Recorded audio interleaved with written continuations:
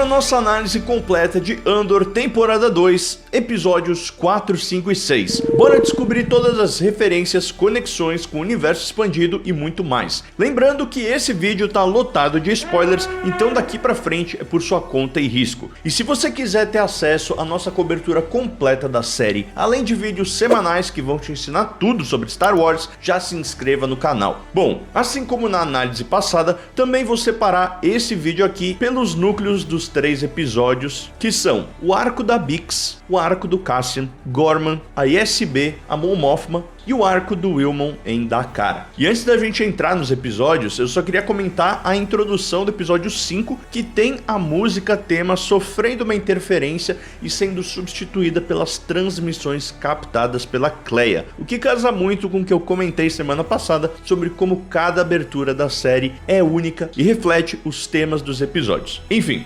começamos o episódio com mais um pesadelo da Bix envolvendo o Dr. Gorst. Dessa vez, o quadro dela está evoluindo para um sonambulismo crônico, algo que é bem preocupante, já que ela estava segurando um blaster e podia ter rolado uma tragédia, ela podia ter matado o Cassian. O casal está num esconderijo de Coruscant e o peso de ficar para lá e para cá, sem ter uma casa, sem ter uma rotina, está começando a afetar o psicológico dos dois. Essa falta de estabilidade, uma rotina meramente normal, com certeza pode fazer com que as pessoas surtem. E essa sensação de estar sempre sendo perseguido e ficar num constante estado de alerta é muito desgastante, tanto fisicamente quanto mentalmente. E tudo isso é muito ilustrado nessa parte aqui de Coruscant com o Cassian e com a Bix. Eles não podem nem ir para o parque por medo das câmeras de segurança ou até ir no mesmo mercado 2 vezes seguidas. Isso fica muito evidente quando eles vão lá no mercadinho, na quitanda de Coruscant,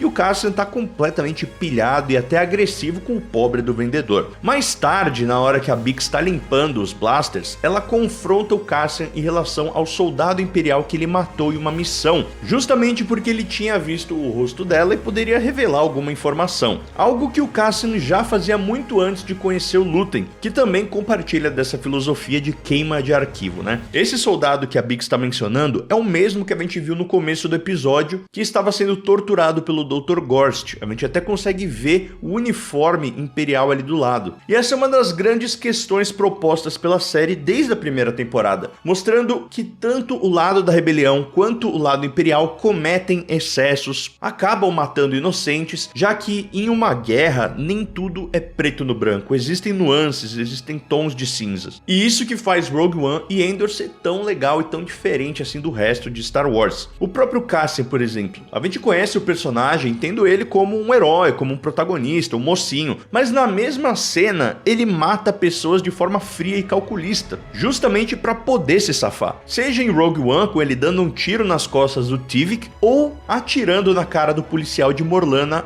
na primeira temporada. O Cassian entendeu que nesse mundo existe apenas a sobrevivência, e é isso que a Bix ainda não está conseguindo enxergar, até o momento que ela percebe que para todo esse sofrimento valer a pena e tudo que eles estão sacrificando, como uma vida normal, construir uma família, ou até mesmo parte da própria alma deles, eles precisam vencer o Império. Nada disso, nada desse sacrifício vai funcionar se eles não conseguirem derrotar o Império. Então ela tá entendendo a mentalidade, e isso é uma coisa muito exemplificada aqui nessa temporada, que é tudo ou nada. A gente vê muito isso também no núcleo do Luthen e da Cleia. É a última cartada que eles têm. Depois que o Cassian parte para Gorman, a gente descobre que a Bix está usando bastões da morte para conseguir dormir. Essa era uma substância ilícita, altamente viciante e facilmente encontrada no submundo de Coruscant e outros locais da galáxia. Essa substância era entregue dentro de bastões luminescentes e eram os favoritos entre viciados e indivíduos desesperados ao redor da galáxia. Os bastões da morte continham uma substância chamada Silona Ixetal destilada e refinada, feita a partir dos cogumelos balos encontrados no planeta de Balossar. A gente viu essa droga sendo oferecida a Obi-Wan Kenobi em Ataque dos Clones, e no Legends a gente teve até um membro da linhagem Skywalker que era completamente viciado nessa droga. Seu nome era Cade Skywalker e ele usava isso para não ser visitado pelos fantasmas da força de Luke Skywalker. Essa substância inibia até mesmo a força de conseguir se manifestar para um usuário. No núcleo de Gorman, nós finalmente vemos um pouco mais do planeta em live action. Inclusive, a locação que serviu como base para esse planeta foi a belíssima cidade de Colico, na Itália, caso algum dia você queira ir lá dar uma visitada e conhecer Gorman. Ainda sobre a estética do planeta, vale a gente comentar que toda a arquitetura e a decoração passa uma vibe muito europeia, com elementos até do movimento Art Deco. Vemos a presença de muitas formas geométricas, luxo, brilhos e linhas estilizadas influenciada por movimentos como o construtivismo, futurismo e cubismo. Além disso, a vestimenta dos personagens remete muito aos franceses. Acho que por conta das boinas, principalmente. O que eu acredito ser algo intencional, principalmente porque a semelhança não para por aí. Existem similaridades até mesmo no idioma Gorman, que lembra muito o francês. Eu acredito que toda essa referência seja uma tentativa de misturar um pouco do espírito da Revolução Francesa com esse movimento rebelde de Gorman, que era conhecido como a Frente Gorman. Os princípios da Revolução Francesa eram liberdade, igualdade e fraternidade.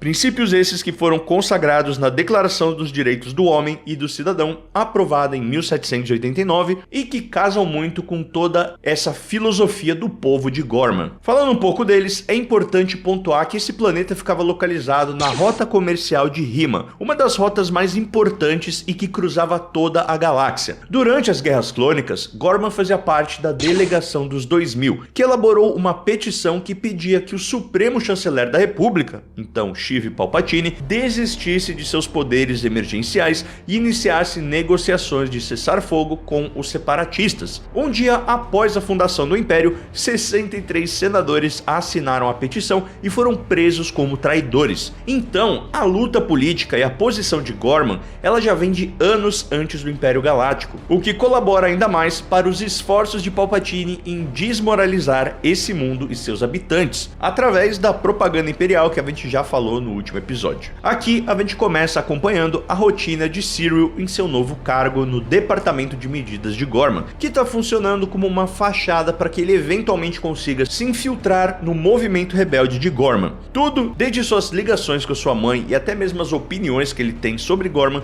são uma forma orquestrada de atrair o interesse dos rebeldes para recrutá-lo. Como um ano se passou desde o último arco, é interessante notar que a propaganda imperial já começou a surtir efeito em outras regiões da galáxia, e a opinião pública sobre Gorman já está bem mais alinhada com os objetivos imperiais. De qualquer maneira, os papos forjados entre Syril e mamãe funcionam e, ironicamente, atraem a Frente Gorman para sua teia de mentiras. E até o líder dos rebeldes falou que tem medo da mãe do Syril. Inclusive, esse ator aqui, ele é conhecido por sempre interpretar oficiais nazistas, como em A Vida é Bela ou Bastardos Inglórios. Então foi legal ver ele do lado certo da história pelo menos uma vez. É legal também a gente notar que esse arco aproxima muito mais a série de um thriller de espionagem, seja com o Syril colocando um pequeno fio ali para alertá-lo sobre invasões no seu apartamento, ou os Gorman escutando as ligações dele, ou até mesmo o Cassian tendo que memorizar o passado de seu personagem para criar uma nova identidade secreta. E claro, as interações entre o Syril e o vendedor de doces, que ficou muito legal. E eu gosto quando Star Wars brinca com gêneros diferentes do cinema, então ver esses elementos de filmes de espionagem clássicos me agradou bastante,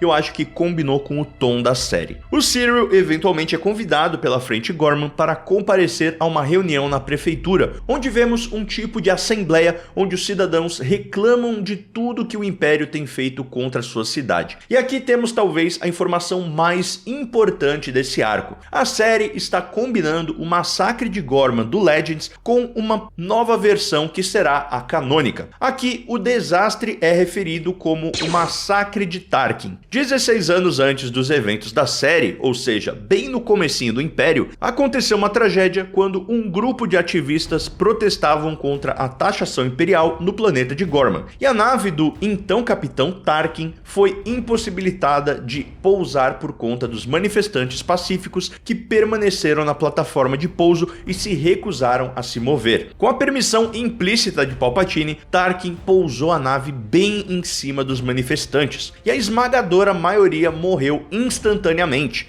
enquanto centenas ficaram gravemente feridas, muitas delas morrendo posteriormente devido aos ferimentos resultantes. Apenas alguns poucos sortudos escaparam desse massacre com suas vidas intactas, mas quase todos sofreram danos psicológicos horríveis. Um desses sobreviventes foi o próprio funcionário do hotel, que depois acaba falando com o Cassian. Ao todo, foram 500 vidas perdidas nesse massacre, e isso explica aquele monumento no centro da Praça de Palmo. Sendo assim, o massacre de Gorman, que a gente já sabe que vai ser um dos pontos centrais dessa temporada, ainda está por vir, tendo esse massacre de Tarkin como uma canonização do massacre do Legends. E eu achei isso uma saída bem legal, né? A gente mantém a versão original, enquanto oferece uma nova visão sobre o ocorrido, que vai servir melhor a história. Outro ponto dessa reunião é em relação à construção do prédio imperial perto da praça, algo que o Império disse que nunca faria para que nenhum prédio gerasse uma sombra sobre o Monumento dos Mortos, muito menos uma estação militar imperial, o que eventualmente é confirmado pela Frente Gorman, que faz com que eles queiram roubar armas do Império, algo que o Cassian nega e acaba fazendo com que a Vel e a Cinta voltem para ajudar os Gorman em mais um heist, ou um roubo. Já no núcleo da ISB, acompanhamos o antigo assistente de Dedra, o agora supervisor Hirt, que está sendo encarregado pela busca ao Eixo, codinome usado para identificar o Luthen. E a gente sabe que esse é o real interesse da Dedra, mas que acabou escapando de suas mãos agora que ela foi transferida para Gorman pelo Krennic. Então vai ser interessante a gente acompanhar no próximo arco para ver se o Hirt vai dar conta do recado e se ele e a Dedra vão acabar disputando esse caso do Eixo. Apesar de ambos dizerem que não se importam com a glória, eu acho que já tá bem evidente que os dois vivem por um simples elogio do Partagás. Então, seja quem for o responsável pela captura do Luthen, com certeza ficaria com todo esse destaque dentro dos ranks da ISB. Ainda na reunião da ISB, o Lone levanta um ponto interessante referente ao Império estar prendendo muito mais pessoas do que eles podem processar. E o Partagás revela que ele vai ter uma reunião com o próprio Palpatine sobre esse assunto. Isso é um reflexo da alteração que o Palpatine fez lá atrás na legislação, passando a lei de atividade anti-imperial, que aumentava a pena de qualquer cidadão que praticasse qualquer tipo de ação contra o Império. Para quem lembra, na primeira temporada foi justamente assim que o Andor acabou sendo preso de uma forma completamente injusta e sentenciado a 5 anos em Narkina 5. Pelo visto, essa política vem sendo aplicada desde aquela época e está começando até a criar problemas para o Império. Mais tarde no episódio, a própria Mon Mothma diz que essa ordem do Palpatine era para ter sido apenas uma medida de emergência e não uma solução permanente. Mas aqui a gente vê que foi uma regra que veio para ficar. Ainda em Coruscant temos também o arco da Mon Mothma, que entra muito numa esfera de articulações políticas para conseguir o apoio para as leis que beneficiam a galáxia. Porém, cada vez mais o Senado e seus políticos estão com mais medo de irritar o Imperador, ou, em alguns casos, eles já estão muito felizes sobre o comando do Palpatine. E uma de suas conversas a gente vê até a Mon Mothma tratando com o Lanever Villechan, que era um político da espécie Tarsunt e que eventualmente se tornou o chanceler da Nova República. Infelizmente, ele estava em Rosnian Prime no momento de sua destruição pela estação Starkiller. Em outra conversa com o representante de Gorman, o Daci, ela cita que ficou do lado deles no momento do bloqueio, que foi um período muito complicado para os Gorman, que mostrou o quão dependentes eles eram do Império. Afinal, eles eram uma sociedade manufatureira, ou seja, eles dependiam muito da exportação. O que fez com que até mesmo o representante do planeta no Senado temesse ir contra o Império, para que isso não piorasse a situação do seu próprio planeta. Então, os políticos estavam literalmente ou no bolso do Palpatine ou com as mãos amordaçadas. E eu acho que no próximo arco vai ser muito importante o papel da Mon Mothma de tentar mudar isso. E como eu comentei no último arco, a gente sabe que em algum ponto dessa temporada ela vai fazer o tal do discurso que a gente viu em Rebels. Então acho que tem muita coisa aí pra acontecer, esse pode ser o próximo arco. Ainda nessa esfera política, vemos a Mon Mothma chegando para a festa do Davos Kowloon e encontrando o Bail Organa. O Bail Organa, pra quem não lembra, é o pai adotivo da princesa Leia. E nessa hora minha cabeça deu um nó, porque tipo, o Bail Organa que tava aparecendo era um outro ator. Ao invés do Jimmy Smits, que viveu o personagem na trilogia prequel, em Obi-Wan Kenobi, em Rogue One, agora temos o Benjamin Bratt, que é até um ator legal, um ator bom,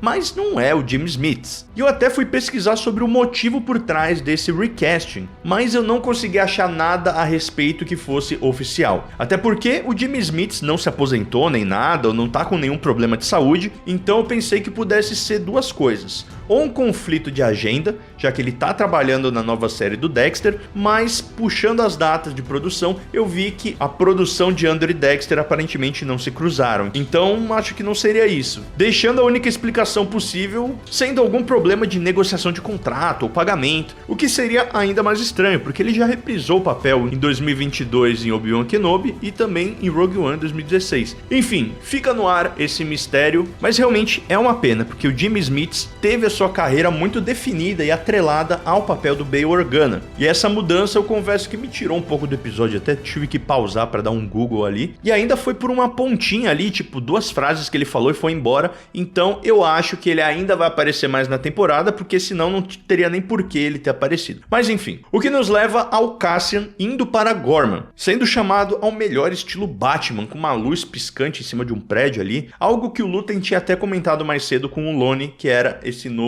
sinal. Mostrando até quão mais escasso tá as formas de comunicação, né? Eles não podem nem mais se falar com tanta liberdade, agora tem que recorrer a sinais. E aqui a gente já começa a ver um desgaste muito forte na relação do Cassian e do Luthen. Essa impaciência do Luthen e imediatismo está deixando todo mundo mais nervoso. Mas eu acredito que isso se dá porque o Luthen sabe que o fim tá próximo. Como vimos no último arco, o cerco tá se fechando cada vez mais, não só pro Luthen, né? Pra todo mundo. O que se intensifica ainda mais depois que a Kleya descobre sobre uma falsificação na coleção do Davos Sculdun, que por sua vez quer que todas as peças da sua coleção sejam revistadas para ver se é falso ou não. E isso é um problema porque a Kleya tinha justamente uma escuta em uma das peças. Ou seja, mais um risco deles serem descobertos. E essa descoberta azeda ainda mais a relação entre o Luthen e a Kleya, que começam a lavar roupa suja e apontar o dedo um para a cara do outro, porém no meio de toda essa treta eles até que revelam algumas coisas interessantes que foram descobertas graças ao grampo da Kleya, como a aquisição da HoloNews, que era um canal de notícias que virou um instrumento de propaganda imperial após ter sido englobado pelo Império, distorcendo e fabricando notícias que favoreciam a narrativa imperial. Teve também a menção ao Coronel Yularen, que era o chefe do Departamento de Segurança Imperial, e também da aproximação do próprio Davos Sculdun com o Grão-Vizir Mas Amedda, que para quem não lembra, o Mas Amedda era aquele xangriano azulão que era basicamente a mão direita do Imperador quando o assunto era o Senado. O que nos leva à sequência da Kleya e do Lone tentando tirar a escuta da peça mais tarde na festa do Sculdun, e é muito boa essa cena, dá um nervoso do cacete. Eu achei que eles conseguiram manter um nível de tensão muito bom. Paralelamente a isso, a gente vê a Mon Mothma e o Orson Krennic se bicando sobre o que de fato foi um grande conflito de Carmine, quando nas entrelinhas fica muito claro que eles estão realmente falando sobre o Império e a rebelião, deixando aquele clima terrível na sala, né? E como eu comentei, esse arco tá mostrando que os riscos para os personagens nunca foram tão altos. Então, eu tô com muito medo do próximo arco, porque eu tô achando que pode ser o último arco de muita gente mesmo. Torcendo para que não seja o último do Luthen e da Kleya, eu gosto muito deles. Enfim, o Cassian se encontra com a Enza em um café lá em Gorman, que me lembrou muito o Café Marseille em Barcelona, que é um estabelecimento centenário que abrigou grandes figuras como Salvador Dalí, Ernest Hemingway, Pablo Picasso e muitos outros durante incontáveis noites boêmias. E essa cena aqui é muito boa porque eles ficam alternando entre os personagens e as suas verdadeiras identidades, um negócio meio fragmentado. Com o Cassian mais uma vez mostrando o quanto ele aprendeu com o Luthen nesses anos, já identificando que estava sendo seguido, conseguindo ler a Enza sem problema nenhum, e até mesmo o jeito dele de entrar e sair do personagem foi muito Luthen. Inclusive, toda essa sua viagem até Gorman mostra que ele conseguiu perceber que os Gorman Gorman não tem nenhuma chance contra o Império e que seria uma loucura eles tentarem algo com tão pouco tempo de planejamento e treinamento. Mas isso é exatamente o que o Lúthien quer. O Lúthien, ele é um aceleracionista. Ele sabe que o tempo está cada vez mais escasso e que a galáxia precisa ver o Império como ele realmente é. Portanto, um conflito em Gorman com excesso de força por parte do Império é a forma da rebelião forçar a mão do Império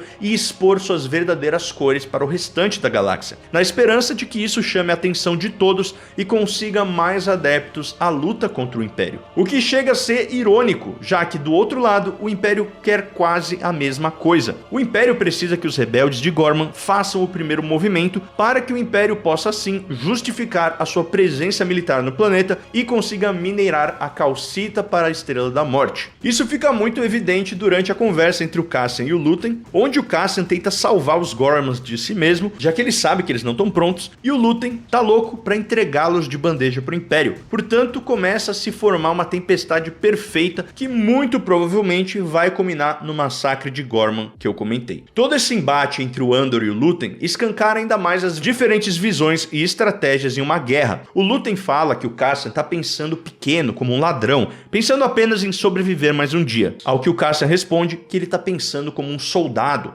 para conseguir se preparar e lutar de uma forma mais assertiva. Porém, o Lúthien pede para ele que ele pense como um líder e veja o quadro geral dessa guerra e onde os sacrifícios precisam ser feitos, mesmo que signifique que alguns sofram o preço, mas isso desperte o restante da galáxia. E é esse momento que acaba causando aí um rompimento até na relação dos dois. Essa é uma linha que o Cassian não quer ultrapassar. E tudo fica ainda pior depois que o Cassian descobre que o Lúthien foi por trás das costas dele falar com a Bix. Mas isso tudo eu acho que vai ser resolvido no final do episódio, então a gente fala mais pra frente. Já na parte da Cinta e da Vel, eu achei que o reencontro delas foi bem conduzido, principalmente nessa parte que a gente vê elas através de uma janela que obviamente remete ao símbolo taoísta do Yin Yang, algo que vimos muito em The Acolyte representando a dualidade das gêmeas, e aqui a gente entende como as duas metades desse relacionamento, que acabaram sendo impossibilitadas de permanecerem juntas por conta da causa. Como a própria Cinta tinha deixado claro na temporada passada, a rebelião vem acima de tudo e elas ficam com o que sobra. O que chega a ser bem triste, né? Porque elas acabaram se encontrando no meio de uma galáxia tão vasta, mas foi justamente nessa época de guerra e ambas acabam sacrificando seu próprio relacionamento, seu próprio amor, pelo bem maior. No mais, a gente acompanha o roubo que elas planejam com a frente de Gorman e confesso que eu tava esperando um pouco mais desse heist. Se compararmos então com o da primeira temporada de Aldhani, eu sinto que por ter sido concentrado em apenas um episódio, a gente acaba perdendo muito daquela tensão de preparação,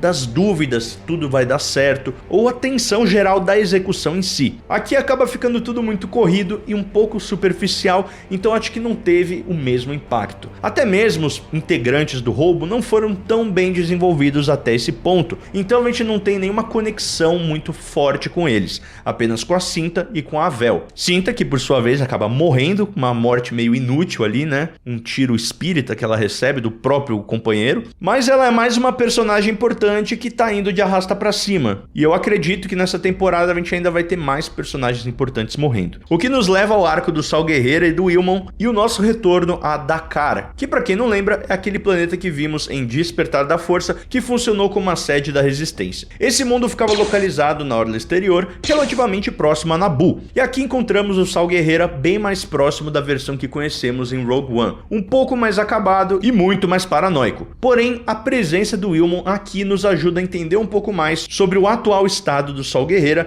e o motivo dele precisar daquele inalador em Rogue One. Como ele mesmo fala, ele gosta do cheiro de Ridonium, que nada mais era do que um combustível volátil para naves estelares. Esse gás era altamente explosivo e seus vapores eram altamente prejudiciais à saúde humana. Ele era muito comum em planetas como Abafar, Kijimi e Traugaria, e a simples inalação de vapores de Ridonium poderiam danificar as cordas vocais humanas, potencialmente deixando alguém mudo, o que explica essa vozinha falhada do Saul Guerreiro. Além disso, a exposição também poderia causar danos cerebrais, O Ridonium era altamente explosivo e por isso o Wilmon acaba ficando detido em Dakar até que o Pluto aprenda todas as variações. Dito isso, toda essa paranoia do Saul Guerreira acaba funcionando, já que por desconfiar do Pluto, ele acaba descobrindo que ele era um espião imperial. O que nos leva ao monólogo do Saul Guerreira, relembrando os acontecimentos em Onderon e do seu primeiro contato com o Ridonium. Foi lá também que ele conheceu Ahsoka, Anakin e Obi-Wan Kenobi